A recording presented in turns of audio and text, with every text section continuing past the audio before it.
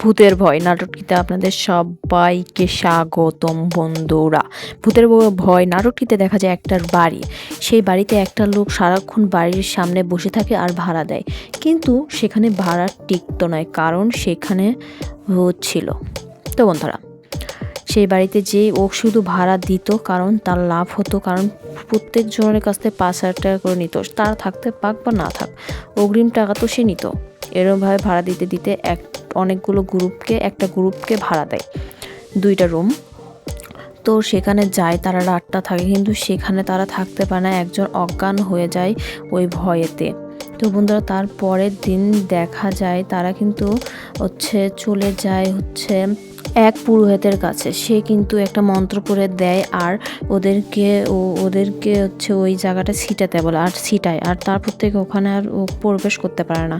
কিন্তু বন্ধুরা, পরের পার্ট দেখতে চাইলে অবশ্যই কমেন্ট করে জানান এবং আমার চ্যানেলটি সাবস্ক্রাইব করে পাশে থাকবেন। তো বন্ধুরা, ভালো থাকবেন, সুস্থ থাকবেন, আল্লাহ হাফেজ, ধন্যবাদ।